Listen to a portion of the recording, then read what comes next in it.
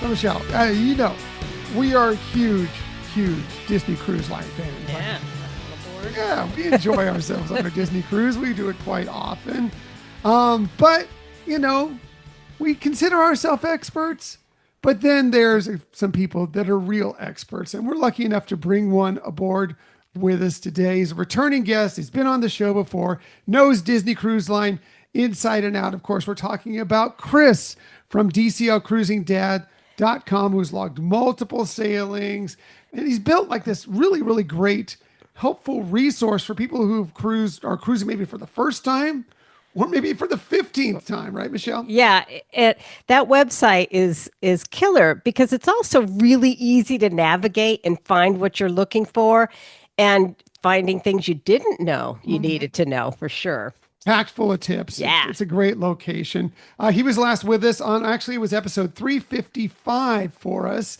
If you missed that episode, definitely want to check it out. Talked a lot about his cruising. Talked about port adventures, for one thing, some specific port adventures that he loves. But for today, we're going to talk to to DCL Cruising Dad about his recent Disney Cruise Line journey aboard the Wish with his family. They stayed in a really interesting stateroom that we've never tried before. And they got to, we all are always trying to get those cabanas, right? Well, they were able to land one, not only a cabana on Castaway Cay, one of the new Mickey and Minnie Cove cabanas that just opened up a few months ago. So excited to hear all about that. And now he's here to join the show. Chris, the DCL Cruising Dad, welcome back to the Hyperion Adventures podcast. Thank you guys for having me. It's a great opportunity to be a repeat guest. When I walk on the ship, they say welcome home, or at least I like to think that, and I feel like that being on your podcast is another version of welcome home. So thank you guys for having me. Absolutely. Oh, we love having you on. You have so much great content. You have so many great tips, facts. You're DCL inside and out, as Michelle would say. So we're excited to go through this, and we're always excited for new trip reports as well and new stuff. Yeah. I mean, you really do dive all in when you're going on the ships, and we're looking forward to that. Plus, you're great at storytelling, so we're really excited tonight. Yeah. And now we're going to get into a lot of this here, but before we do that, so there's a crazy winter storm, as we're recording this, a crazy winter storm going on up north. And we saw a posting you put out online that apparently your father is on, not a Disney cruise, but a Royal Caribbean cruise, and had some interesting start off to that sailing. You want to tell us a little bit about what happened there? And is he okay? Yeah. My dad and his brother, Uncle Mike, are on Odyssey of the Seas, Royal Caribbean sailing that was out of Bayonne, New Jersey. He was born and raised in New Jersey, and he still lives in New Jersey. So a lot of times he's a royal, he's an avid royal fan, and so a lot of times he does Bermuda sailings out of Bayonne, and that's where they were going. And they were with the nor'easter, some of the winds and the ocean swells. The port allowed them to get on the ship, but they weren't able to leave port until I think it was Monday at 6, and he was on the ship at Sunday. So at first he sent me photos of his veranda with the snow covered.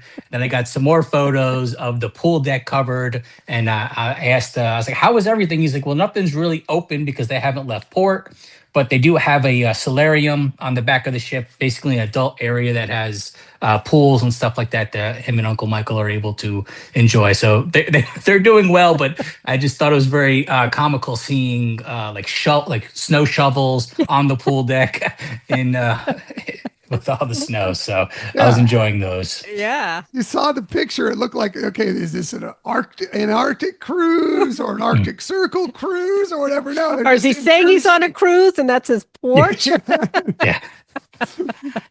That was pretty crazy. Wow. So, before we get more into also, what you recently did on the cruise, if you can remind the listeners that maybe didn't listen to the last episode a little bit about yourself, how you got involved in Disney Cruise Line or cruising in general, and then how you decided to go ahead and transition that into this amazing website.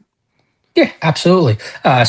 Growing up, I think my family and I were on one or two Royal Caribbean sailings. I have a awesome photo, I think in 1994, of all of my family, four, my mom, dad, and sister Michelle, wearing these bright yellow Royal Caribbean matching family shirts. And there's a picture of us in some bunk beds. And I remember enjoying that kids club on those early sailings.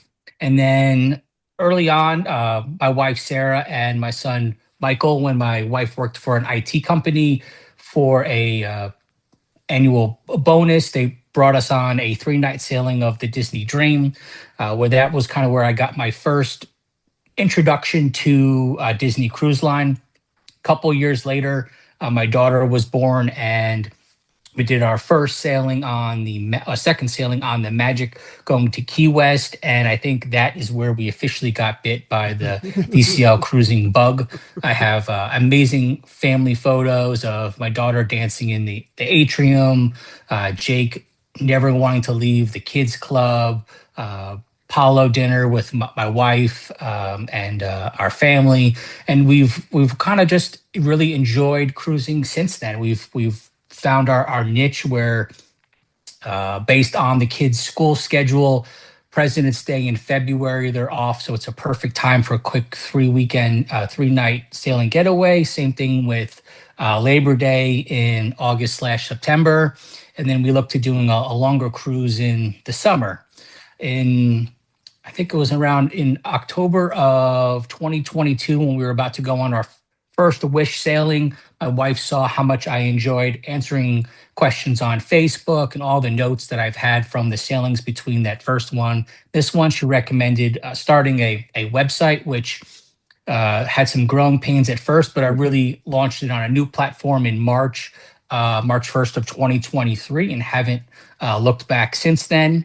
One of the things that I really love, I am a huge foodie, so I take pride in all my menu photos of basically all of our sailings, and in the website's broken down by ships, some news information, and there's a first time cruiser page that has basically anything and everything that you need to know for going on your sailing. And my hope really with the website, besides my newfound love of photography and an awesome opportunity to remember family memories by documenting everything, but also just allowing people to learn something that they might not find on other websites, to make their cruise a little more magical, and to help out with all the planning and everything that goes into a sailing, because it is a large family cost, and you want to make sure that they get to maximize everything that they can for that sailing. Yeah, definitely. And you really do hone in on that target really well. And like you said, you have a lot of resources for a first time cruiser or somebody considering cruising. But I've learned things from there. And I also really like on your website how you you're very open and honest to things. Like when you're talking about, is a magic band, or I know they call it Mhm. Disney something, Band Plus. Disney band, yeah, Yes. on the cruise ship. What does it offer you, and is it something you really want or need or whatever? And I think you give a lot of valuable things for people to consider, like, do I want to spend my money there, or oh, do I Mhm. have one from the park and I can use it here? So you really provide a lot of perspective and things that people may need to make choices on. Mhm. So Thank you. yeah. So yeah, your website's really easy to navigate. I mean, it's Yeah. all laid out for you. It's really easy to find what you're looking for on there. So it really is a really well done website. Great job with that. So I mean, we're going to get into more specifics of this cruise in just a little bit here, but maybe you can just give us a little short overview of the cruise that you just recently. Mhm. The main reason we were speaking with you today, the cruise you just sailed on. How long was it? What ship was on it? Or was it aboard? Who was with you on the cruise? And maybe just, I think you've broached on a little bit of your reasonings for the times you cruise, why you picked this one. Yep. So this was a 3 night sailing that was on the Disney Wish out of Port Canaveral, and it was with my wife Sarah and my daughter Brooklyn. It was perfect because I mentioned before, the kids don't have school on President's Day, so it's a perfect little getaway that I've kind of almost booked probably in the last 3 or 4 years, and we've consistently been on the Wish every February, which is quite ironic. One thing that looking back this past December, November, when my wife talked about our sailings, and we sat down and I came up with a list of first time things we actually want to experience on a cruise. Because, you don't want to fall into a rut where you're doing the same thing. I want to make sure that we're trying new things. So we came up with a 2-page document that we could use on any ship that talks about whether it's onboard activities, something at either Castaway or Lookout, different rooms we're looking to experience. So there are a couple of check boxes that I wanted to hit for this cruise in particular. One was a new type of room. So we actually booked a category 9C. The stateroom was 8,000. I booked that on purpose because it's super easy to remember.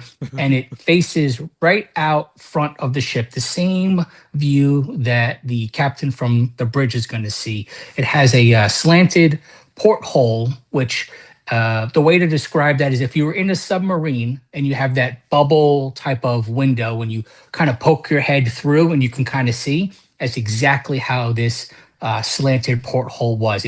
I wish I had like a suction cup because then I could put my camera and kind of do a time lapse. But it was awesome to be able to just look out when we were sailing, got to check out Nassau, Castaway, and Port Canaveral, all from that window. And then it was fun. My daughter and I actually went outside on the promenade deck 4/5 in the front of the ship and actually looked for our window, looking back at the at those windows. So that was one thing that I was very excited to get to experience and see. The room was perfect for a party of 3, and I say that because it was lacking drawers. No drawers. So the closet was a huge plus this time with it was 2 large hanging ones and then one with shelves, and we really maximized those shelves. I felt like if we had a party of 4 or 3 adults with a good amount of clothes, someone probably would have just wound up living out of their suitcase. There wasn't those extra shelves, but it was a fun room to get to kind of experience and look stuff out and see what the captain gets to see, because we're so used to being starboard side for Castaway and stuff like that. There were some other activities that we were very excited to get to experience. One, my daughter is falling in love with drawing. So I talked to her about the Learn to Draw onboard activities. So we got to experience one of those. We also got to experience the silent DJ party. We went to a live music trivia where the pianist comes and plays songs, which was awesome and extremely hard. And then the last thing that we got to experience, as you alluded to, I was able to score one of the new Mickey and Minnie Cove family cabanas on Castaway. Those just got released, I believe, in December. There is 30 of them, 1 through 30 with no number 13. And one of them is a grand cabana, which is basically 2 sandwiched together. And we'll go more into that when we hit Castaway. Right. All right, let's go back to that stateroom because I know you've stayed in other rooms. How did it compare to other, where you have the ocean view, that you don't have the slant, but how did that compare for you? And what was your first impression when you walked in? So I would say at first, so just for reference, I wrote down it's 218 square feet and it sleeps 3 to 4 people, but our room did not have the berth in the ceiling. So I think that room was capped at 3. It wound up just being a sofa bed. So when we first walked in, it was very, very exciting. We all ran to the window to check it out. It does have Disney's famous split bathrooms, one with the shower and the faucet, the other one with the the toilet and the faucet. Overall, the size of the window, I do wish it was bigger. It was really one person could really fit in it at a time to kind of look out. And it really, when you look at the size of the wall comparison to the size of the window and comparing it to some ocean view rooms, the window is much smaller. I wish it was a larger view, but it still was different getting to look out the front. very different, a lot of fun. And then when I started unpacking, that's when I realized, oh, hey, there's no drawers in this desk setup. There was a good amount of empty space that was next to where the mirror and the mini fridge is. But because that area, the ceiling is slanted to make up for that window, they would really have to have some like custom built-ins. I feel like they could have put a couple drawers there and that really would help. Like with the Wish sailing in Europe on some of those 7-night sailings, a party of three with 7 nights of clothes I think is going to struggle. I wish so. The closet setup is 3 large closets, but 2 full hangs, and the middle one is all shelves. And I kind of wished that one was a full hang, one was all shelves, and then one was a half and half. So maybe like 3 or 4 more shelves and a half hang, and I think that would be perfect then. But again, with the beds being elevated, you could live out of your suitcase right underneath the bed. You just pull it out real quick, get what you need, and put it back. So overall, we loved the experience in the room. Would I book it again? No. We got the fun. We had fun.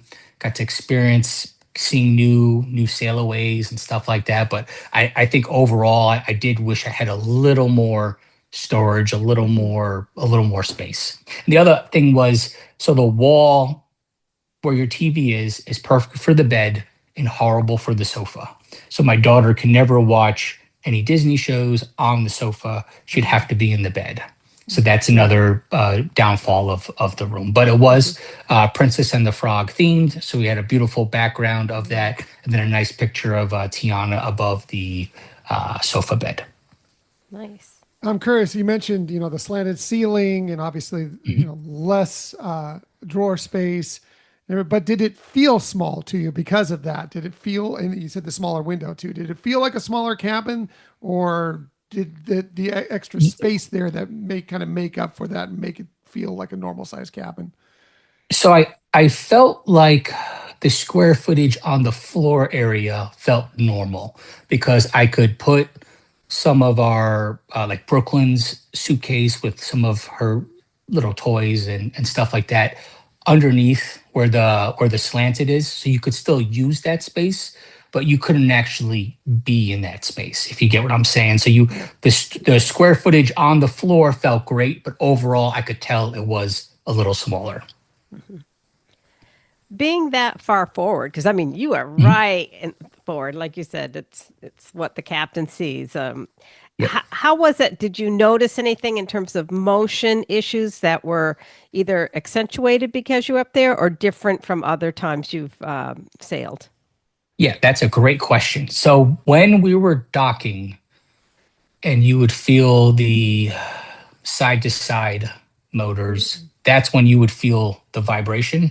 But when we were sailing normally, I didn't feel anything. So I would say just when we were docking is when you would feel any type of extra vibration. I'm always curious because I always try and avoid some of the forward cap, just because I already have motion issues when I'm sailing. It's usually fairly well managed with medication, and the ships are so big. But I have been on these ships before when you've hit the high seas and you get on those forward decks. And I remember we were on a cruise and we were hitting like 20-foot seas, and I had to go forward. And it felt like I was on a roller coaster. Like I could have been on Tower of Terror. I was leaving my feet. It was moving so much. So I'm always a little nervous about that. But I'm glad you didn't have really a lot of that issue on this sailing for sure. And I'm sure for most cruises, especially in the Caribbean, the seas are fine. So it doesn't really matter Mhm. where you are as much in the cabin. So, all right. Now we want to get to the thing that I think we're most interested in talking to you about. And that is those Mickey and Minnie Cove Cabanas, the brand new ones on Castaway Cay. Now, when your window opened and you could start booking these things, you noticed that these were available, because usually when you're platinum, right? Is that right? Mhm. Yes, sir. When you're platinum, usually, okay, concierge has got them, and then maybe there's a couple scraps left for pearl. But there were some available for your platinum. What went through your mind when you saw a cabana open for you on Castaway Cay? Well, first I was shocked. I was very excited, and I think it was kind of like a perfect storm because people were just starting to hear about it, and I feel like they popped up at the perfect time for me to get to experience this. When I looked, I wrote down in particular. So Palo Brunch was available for platinum. Enchante Brunch was available for platinum, and I believe I want to say 15 of the 30 cabanas. I remember trying to do some research and pull up a map and kind of see, and I wound up just picking the first one and said, all right, let's just go with this. So we got number 23, and I was ecstatic. When my wife woke up the next day, I said, I got one of these new cabanas. So I really don't know anything about it. I kind of know some of the stuff that was offered in. So the original family cabanas on Castaway are now called Sandcastle. Um, and those are 1 through, I think, 22. And then Serenity Bay ones, I think, are 22 through 26 or 22 through 27. So these are completely separate, brand new, and offer pretty much the same thing as the other ones as far as the amenities inside and stuff like that, which we'll go over. So I was shocked, and I told Sarah and Brooklyn, I was like, hey, I was like, we're gonna get to experience this. We've never had this before, something for us first time. I said, I booked this with the caveat that I do want to kind of get off the ship early and get to the ship last, because you want, for what you're spending, you want to maximize your time. I would say we are normally, because Castaways typically are Mickey Churl Waffle Day. We like to make sure we head up to Cabanas or Marceline Market, grab our fair share, and I'd say we're off the ship probably between 9 and 10. And I was like, okay, well, we're going to do something different this time. We are going to be off the ship between 8 and 8:30 to make sure we maximize our time. I was ecstatic. I was super excited. The night before, we get a little envelope on our door that has our wristbands in it, our yellow wristbands that we get to wear, our name on it, our cabana number, and we're stoked. It's a nice. It's not your typical Disney Cruise Line um, envelope. It has like the ocean, some seashells, and then you flip it over and it has the beautiful concierge gold seal on the outside. So we open it up, and there the three are out, and we're super excited. We figure out what we're gonna plan for that day. So fast forward. Do you want me to go over the whole Castaway Day as a whole? Sure. What would be Okay. good too is if you describe where these cabanas are located, because, like Yep. you said, they're Perfect. separate Yep. from the other two sets there. So, Yes. Yep. So to get to these cabanas, it is a little more of a hike than the sandcastle ones. So we actually walked all the way from the ship to Pelican Plunge tram stop. So when you're getting off on Castaway, couple things. If you have a cabana, do not grab towels. Pro tip: they will be in your cabana. If you don't have one, make sure you grab those towels. The first tram stop is Congo or Kango handling. Second one is Pelican. And the Pelican one takes you to Serenity Bay, and that's the one that you'll have to get on. It will say Serenity Bay on it. It's a yellow one. That one will take you from Pelican Point tram stop to Serenity Bay tram stop, and that will take you through the airplane landing strip. You get to see where the biking is, the 5K is, all that stuff. So then you'll get to that the tram stop at Serenity Bay, and on the right side by the airplane, there will be a Cabanas check-in. Right then and there, they will come out and check you off, and they will then call a golf cart to take you from the check-in area to the golf cart to your cabana.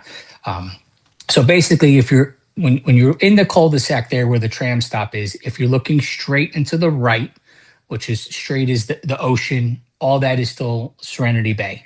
To the left now is where Mickey and Minnie's Cove cabanas are. That is also where Hangar 98 barbecue is, which replaced the Serenity Bay barbecue. Now, the Hangar 98 barbecue is broken into two entrances. On the left, it's where all the Serenity Bay people can go, and then you have a checkpoint for the cabanas, and past that is where the Hangar 98 barbecue entrance is for the family cabanas. So at the entrance area, there's some Chip and Dale, there's some signs, really cute stuff. And then there's another person with an iPad checking you in if you were walking in. But since we're on the golf cart, they drive you directly to your cabana. So past the entrance, it starts with number one, works its way all the way down to basically the end, which is going to be 31. Each one has its own theme and it's repeating. So number one and like number seven would be Mickey and Pluto. Next one would be Minnie, Goofy, Daisy, Chip and Dale, and Donald. I think there is repeat in 6 in total. And the outside of the cabana is colored based on the character. So Mickey and Pluto is blue. And then there's a welcome mat that has footprints of the characters. So we get loaded on the golf cart. We're one of the first people. Like I think we were the first check mark. So I hit that out of the ballpark. I was like, yes, excellent. All right. So we jump on the golf cart and we're driving all the way down to number 23. We get out and there is I think two cast members to help check us in and take our photo. So the first thing you see is a welcome sign where they handwrite your family name on it. And they take your photos there, and then they walk you inside and explain everything to you. When we first walk in, on the left side there is the iPad. The iPad is gorgeous. It's super helpful. You could select the music that you want to play, the volume that you want to play. You could order beverages. You could order refills of anything that's located in the mini fridge. So inside the mini fridge is going to be sodas, waters, fresh fruit, and cold towels. Also in the iPad, you could order a golf cart pickup. So let's say you wanted to go back to the check-in area where the bikes were, they can come pick you up, or also a tray pickup. So if you did not want to eat your food at Hangar 98 barbecue and you brought it back, you could hit that button and tell them how many trays you have, and they would come back and pick it up. So perfect. So we went over that. Super helpful. Thank you so much. And then overall, inside the cabana, so that all the doors and the windows can close if you did want to enclose it. You could also order a pack and play for if you have any young ones that need to nap. Big plus. So inside the cabana itself, there's a beautiful couch with a little table and 2 chairs. There is a safe inside. There's the mini fridge, and then there's also some snacks. So barbecue Lays, regular Lays, some like Nutri-Grain bars. Those also can be refilled if they're used up. Then you step outside and you have a sun-covered area deck. You have these beautiful loungers. I mean, these are worth the price of admission. I could just sleep on them all day in the covered area. Those were outstanding. There was also 2 chairs. Then you walk down to your beach area where you have your own hammock right outside. Then you have an umbrella that would have 2 more beach chairs, 2 lounge chairs. On the side of your cabana, there are 4 floats, 2 inner tubies, and 2 loungers. And then lastly, on the deck area is complimentary sunscreen and sand toys to play with. If you need life jackets, they are located on the beach. So walked in, and the smile on my daughter and my wife's face was priceless. They were jumping up and down, super excited. Brooklyn is picking the music. We're figuring out the first round of drinks to order. Now, we're there before the new bar, the Oh Boy bar, the new bar in that area opens up at 10. So we learned that even though if you place drink orders, you might have to reorder them after 10 o'clock, just FYI, if you get there early, like us. But no, we were super excited. It's really a beautiful thing. This was our 16th cruise, and we still get to experience first time things with DCL and the joy, the memory, the core memories that it makes. I mean, I have this beautiful photo in my mind of my daughter and wife just jumping up and down and smiling. And, of course I asked, was this worth it? And yes, yes, yes. And, in Brooklyn's like sunscreen. I want to get in the water, get in the water. And let me tell you, the water was freezing, but we got in the water and, so it was just an outstanding experience. Really, just from the time we got there until the time we left, it just brought so much joy and just a different experience for Castaway that we never got to experience before. One thing with the water, so the water there is extremely shallow. So we went out far, far, far, and we were knee deep.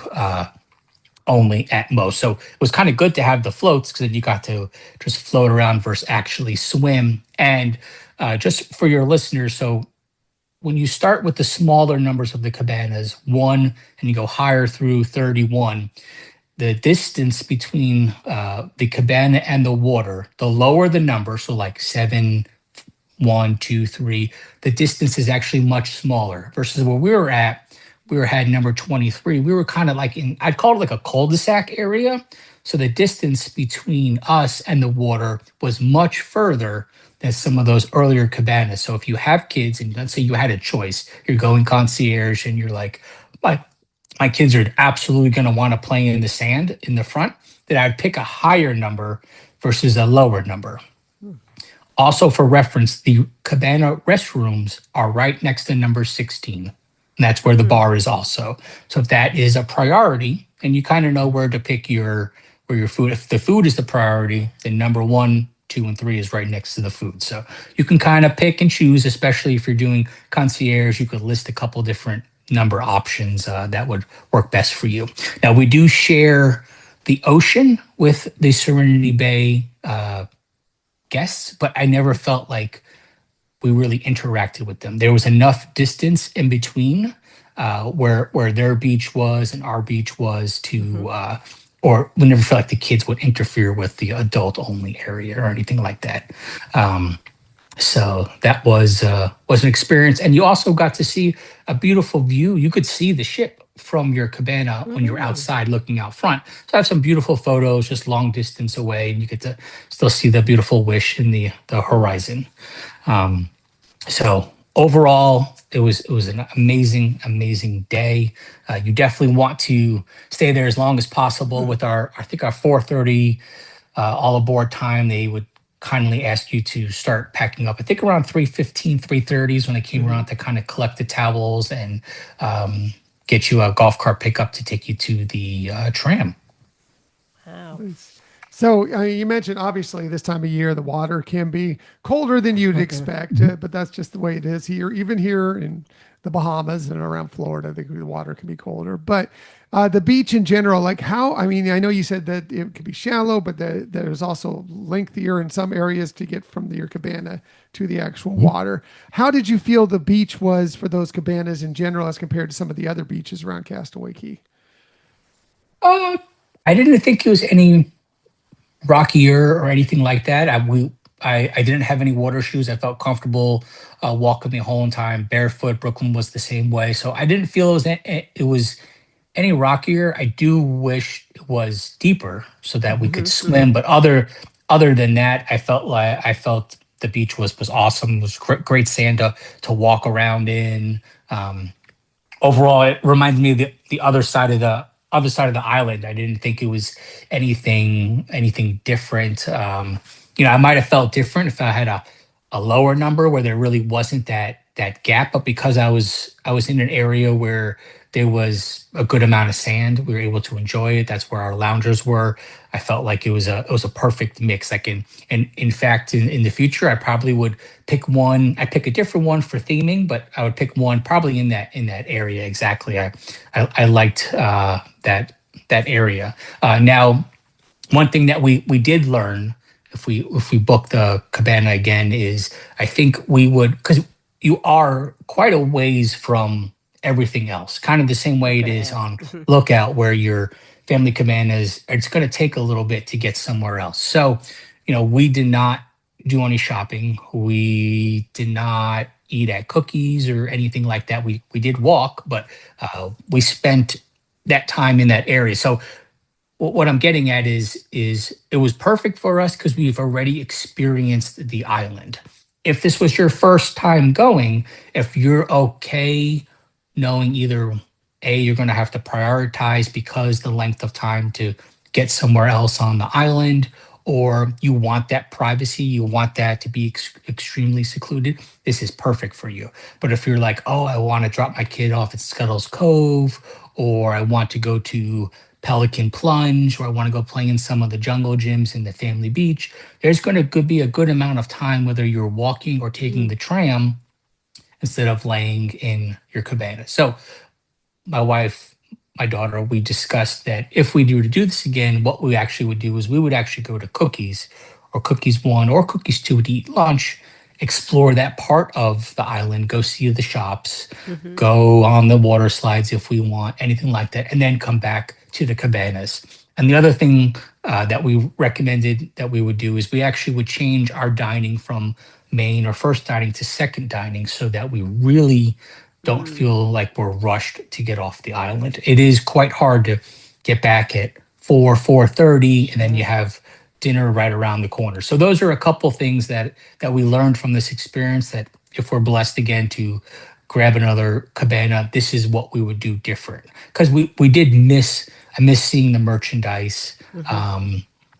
We missed the slides and stuff, and I love the snorkeling area. So I feel like you kind of have to pick a lane where you're either going to be all in cabana there all the time, because you don't need to go anywhere. They have the food there, they have the bar there. You could be there all day, dusk to dawn, or kind of know, hey, we're going to have to split up and prioritize the day. You could easily do shopping on the way back or on the way there, but just FYI, that was a couple things that we took home from this that I think would be helpful for other people's. Whereas those sandcastle cabanas, those are right next to Cookies. So you're getting to experience that whole Pelican Plunge. You're getting to experience that whole area without having to take that tram ride from Pelican to Serenity Bay. Right. Yeah. So I was going to ask you about that. So did it seem like the original kind of cabanas were the ones that booked up first, and then the Mickey and Minnie? Yeah. So, yeah. Now, that could have been the way. So with this being a February sailing, Right. and with Disney officially releasing those in December, and that could have just been the way it was. Now we have another sailing book that the booking window has opened, and yes, all those sandcastle ones were taking first.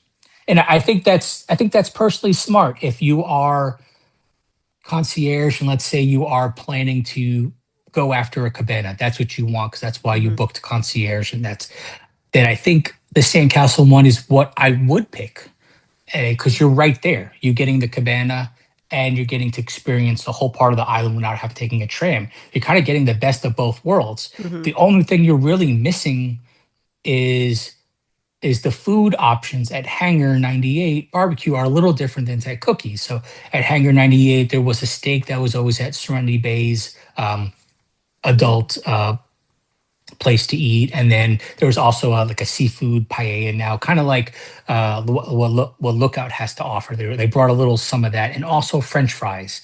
I know in the past French fries haven't been offered on Cookies 1 or Cookies 2. And sometimes they've offered the spicy chicken sandwich if you're doing a double dip Castaway, but those were all offered at Hangar. So the food is a little different.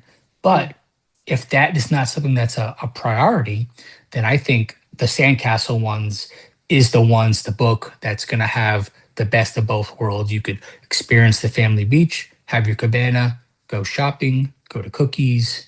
So that makes me think why sandcastles will always be booked up first before the Mickey and Minnie Cove cabanas. Better yet, as you mentioned, do one of those double dip Castaway Cay ones, and then luck into one of the cabanas. Then you could do both things. You can have the cabana experience, and you could have the fun beach experience down with the family beach and so forth. So yeah. When you were there, was the bar was just for the people who were in the cabanas, or was it for everybody in that area? So because it's past the Cabana checkpoint. So right where the entrance is, there's a beautiful Mickey Minnie Cove Cabana sign, and there's a cast member there checking. So I feel like if you're not a guest in a cabana, you are not going to be able to get past that checkpoint. So I don't think you'll be able to use the Oh Boy bar. But right before that checkpoint is Castaway Air Bar.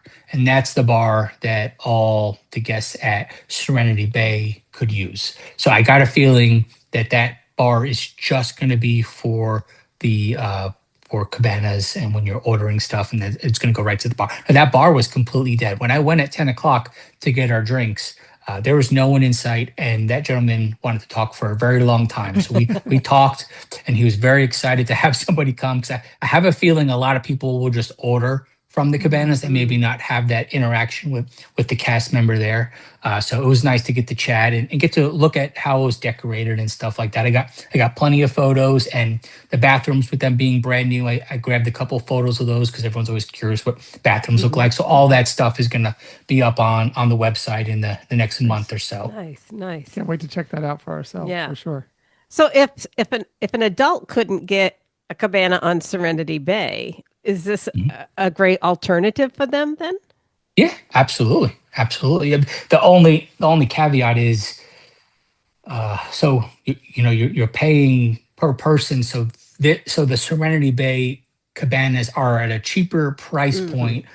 Disney thinking, well, there's only going to be, maybe two adults, but obviously there could always be more, but those are cheaper. So you are be paying a premium. Good point. And not necessarily getting more, because it would be the same stuff that would be offered in both the cabanas. So as long as you're okay paying that price, I don't see why not. But it's just FYI, there's a decent price difference. Gotcha.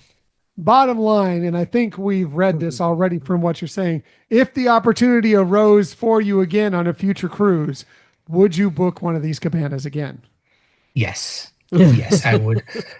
And like I said, we would make those minor adjustments to even maximize our day even more. I definitely think it's an experience, and it's an added luxury on top of the sailing itself.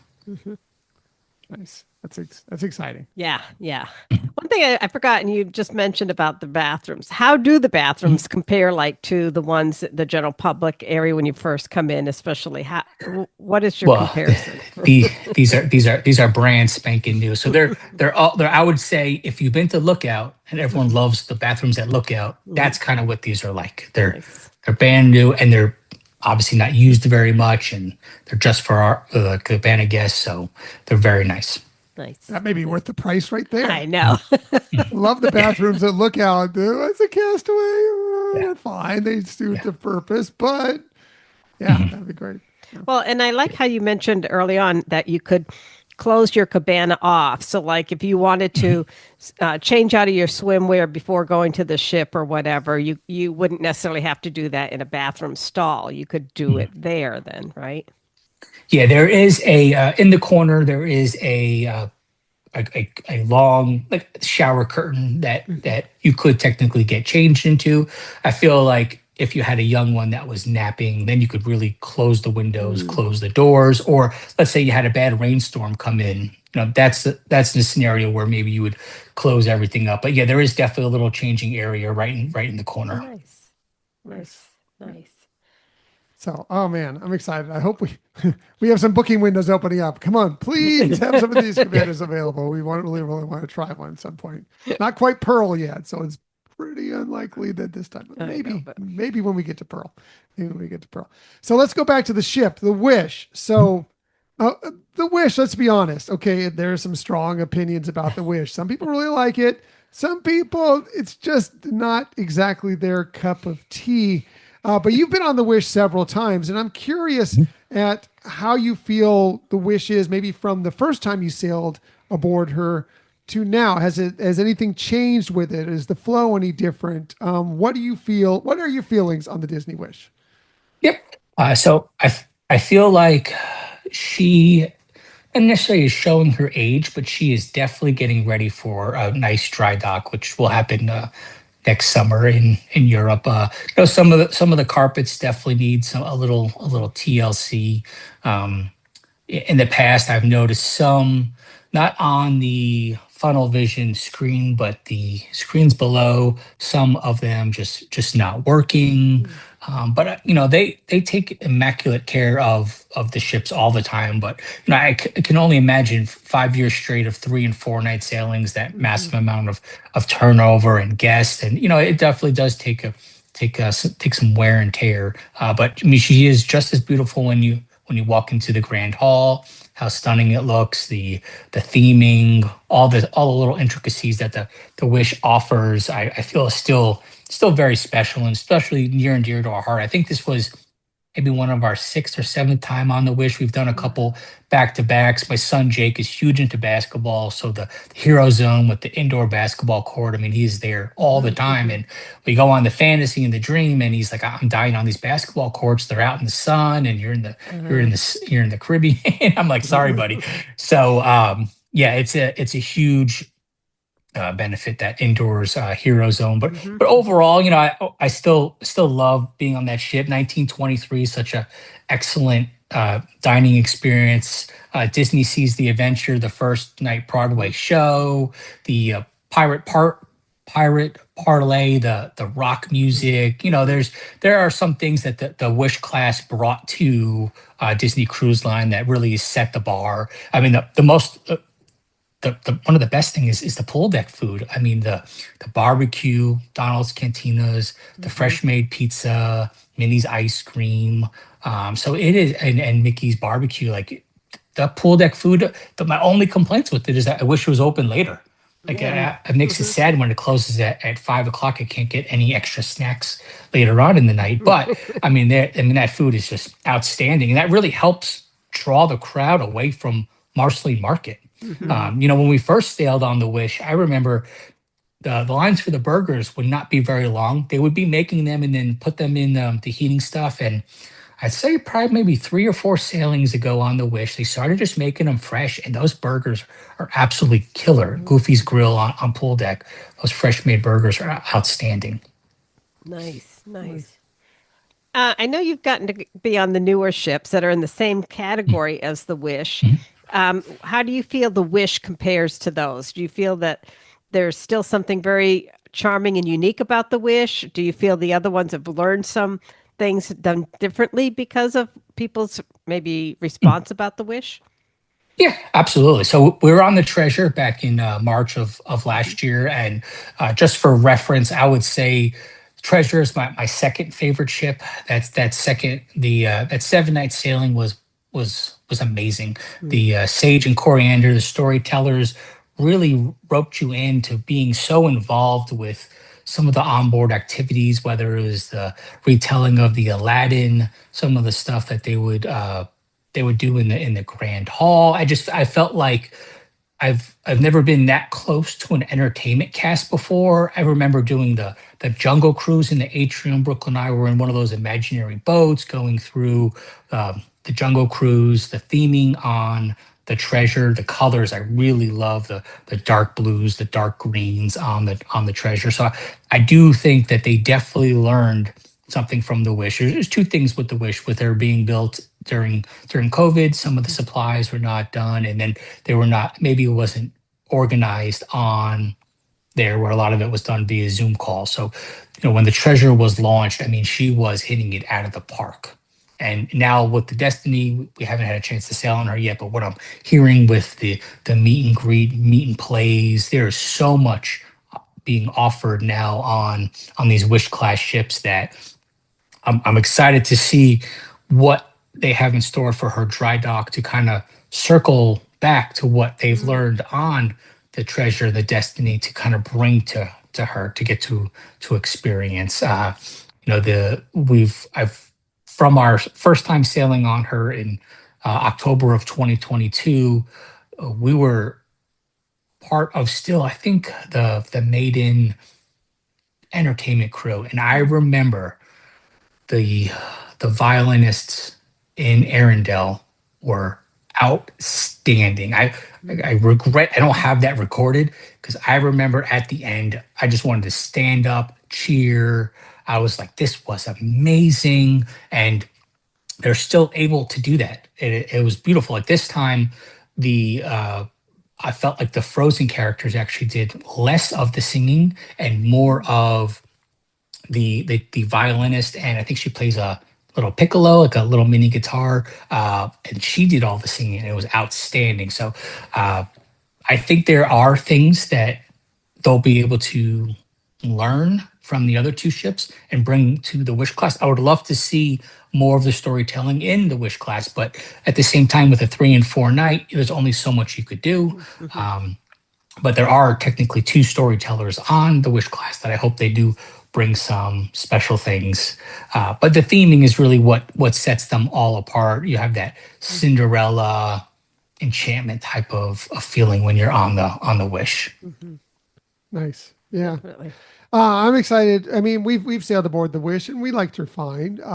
With their other ships that we've liked more, but I'm excited for what we've seen them do with that Wish class, with what they've done with the Treasure, as you mentioned, with the Destiny, and yes, when they can actually show the Wish some extra love once it gets back to dry dock. I think that there may be some interesting changes ahead. Not so much to take completely away from the theming that's there, but just to enhance it a little bit more, to kind of bring it up to the level of what they've done since then, what they've learned since then. So that's Yeah. kind of cool. Yeah, yeah.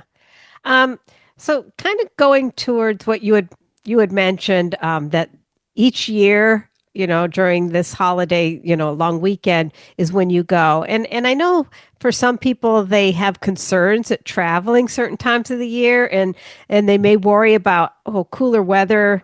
What would you tell them based on your experience of going in February Mhm. on one of these cruises? Yep. So I would say the weather probably was 70, 80s for us, which coming from somewhere, I mean, it's not cold here in Tennessee. I will be honest. There are some cold days, but I would say we don't have a real winter. So, going from 50s to 60 to 80s, definitely feels warm. I mean, embarkation day, we went straight up, got pool loungers, daughters in the pool. We're waiting for the Aqua Mouse that didn't open till later in the day. So we go and ride Slidosaurus Rex about 15 times. We're in the pool in the sun. Castaway I thought it was a beautiful weather day. Had a little breeze, definitely warm enough that you need sunscreen.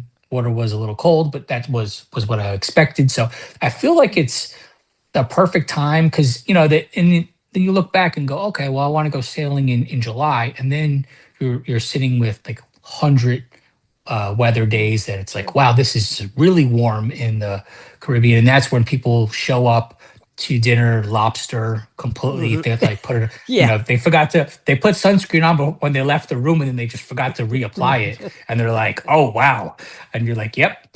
So I really like February, March, and then August, September, though I feel it's like I know August, September, hurricane season, but I find like those are really perfect weather days. It's not too hot, and I don't feel like it's too cold.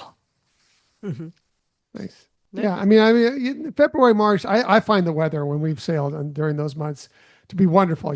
As you mentioned already, the water could be a little cold. So if you're really Mhm. looking to get a lot of swim time in, it could be a little tough. But I do like that. You really find some nice days during Yeah. that time. Yeah, I agree. I think some of my perception is based on, certain Facebook groups and people are like, oh my God, I was just looking at the weather and this is what it looks like. And it's going to be, so cold for us. And I thought, Yeah, I'd say with visits to Castaway, the only weather I care about is the wind, because the wind is going to be what's not going to get you to dock. I'll take right.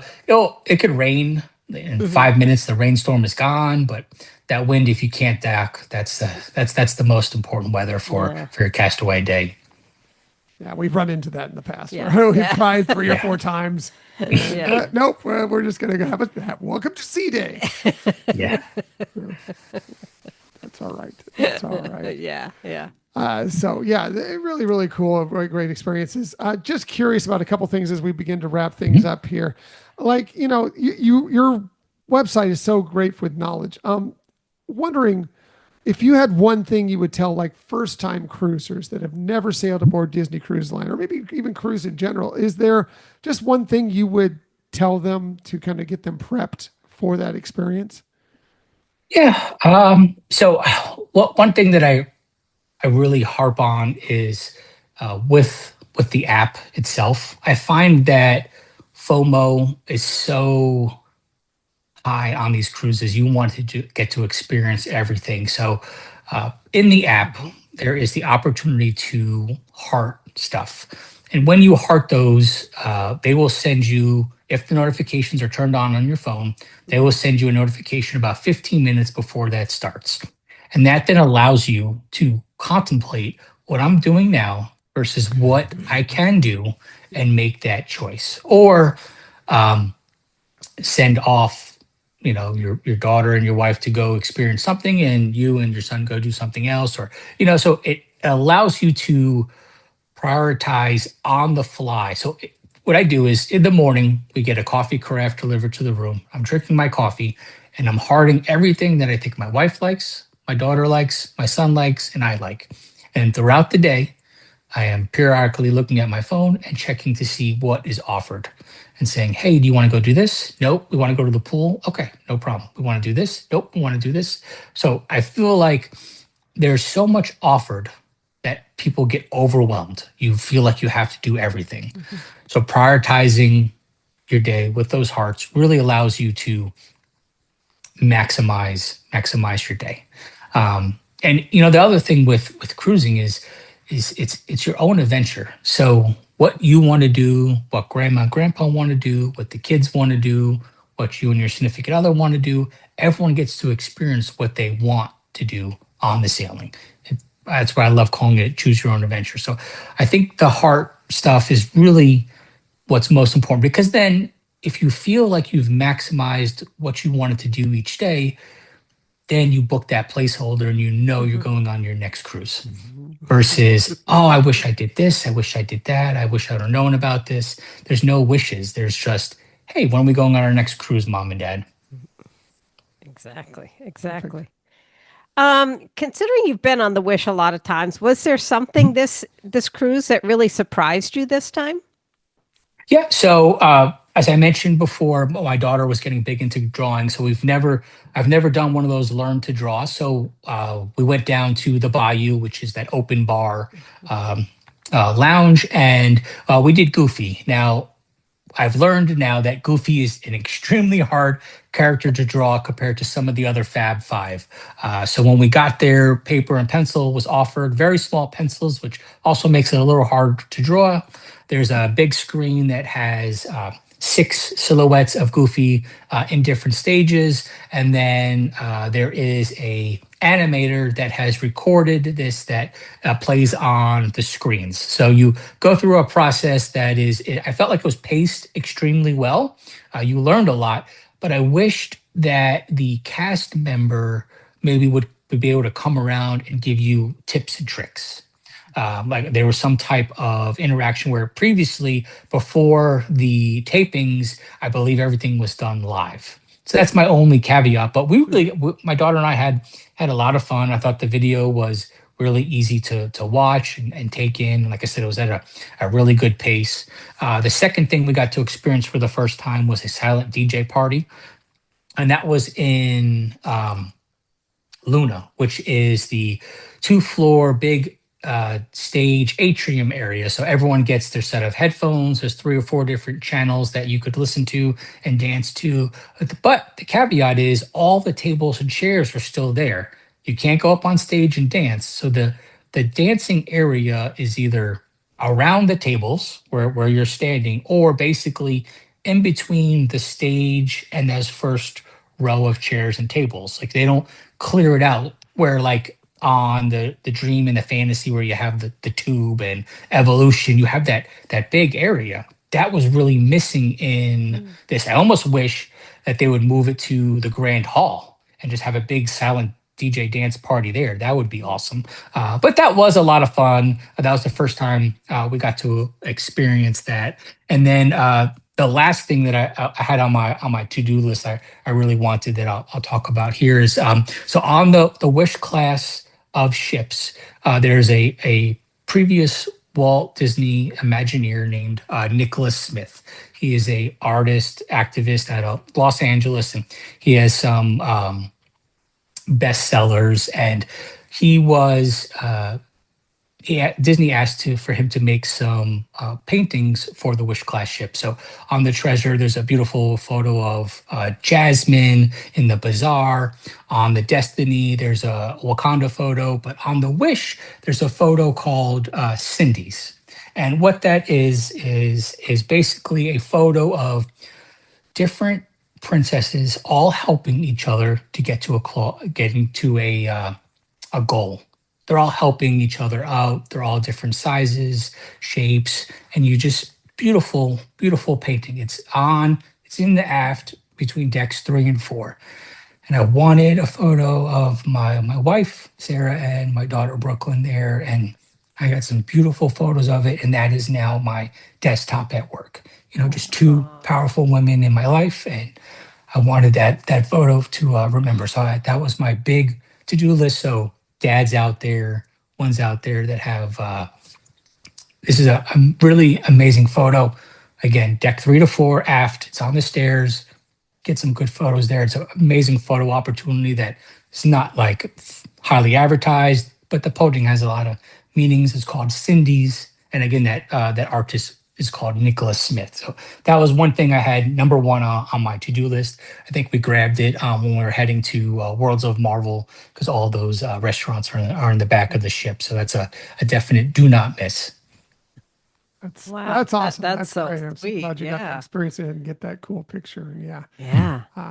Strong women in your life and this Nice. picture. That's wonderful. Bravo. Yeah. Yeah. So I don't know how we could finish up anything else besides that. So, Chris, this has been great. Thank you for this wonderful conversation about your trip, about Disney Cruise Line in general. What do you have coming up? I know you've got some other sailings on the docket. You probably always do, right? Yeah, I always try to have something booked. So we have a sailing coming up on the Destiny. I'm very, very excited. I've taken so many different notes, and honestly, I'm going to use my own experience and knowledge with harding everything to make sure I don't miss any of these new meet and greet experiences on the Destiny. We're super excited, and I love sailing at Fort Lauderdale because of how close the airport and the port is, and the hotels. Everything's like 10-15 minutes away. It's so nice not to have to worry about an hour transportation here and there. And so we're super, super excited. It is, I believe, a 4-night sailing. So we'll get to try Pride Lands, the new Lion King themed restaurant, and get to experience Zaya and Gamble, the two storytellers on there. And I'm just super excited to see the grand hall and how it morphs and changes into the characters that are in the area, and the colors change. And just so excited. I never got to experience the Star Cruiser that Disney had, but I'm excited to see what they took from that and bring it to Disney Cruise Line. So that is what we have next is the Destiny. Nice. Yeah. Well, we're sailing, I think, on the Destiny about a month after you are. So, we're going to be on your website checking out all your recap, all your sailing reports to make sure we're ready for our sailing as well. So, again, it's check out his website, DCLcruisingDad.com. We'll post a link, of course, on the show notes. You're really going to want to check out this site because it's filled with all sorts of interesting facts. Again, sailing reports, menus, pictures, anything you're going to want to know about a Disney cruise is there for you. So, bookmark it. You're going to want it, right, Michelle? Yeah, because like I said, even somebody who's experienced a lot of Disney cruises and other cruises, this website, I always find something new that's like, oh, I had not even thought about that. And so it's such an enormous resource. Yeah. So it's your second time on the show, but I know we're going to have you back much more often because your insight's fantastic into Disney Cruise Line. Chris, the DCL Cruising Dad, thanks again for joining us, telling us all about your sailing aboard the Wish, those wonderful cabanas that now we need to figure out how we can book and everything else. Thanks again for joining us here on the Hyperion Adventures podcast. Thank you guys for having me. It was an honor, and I love talking to you guys.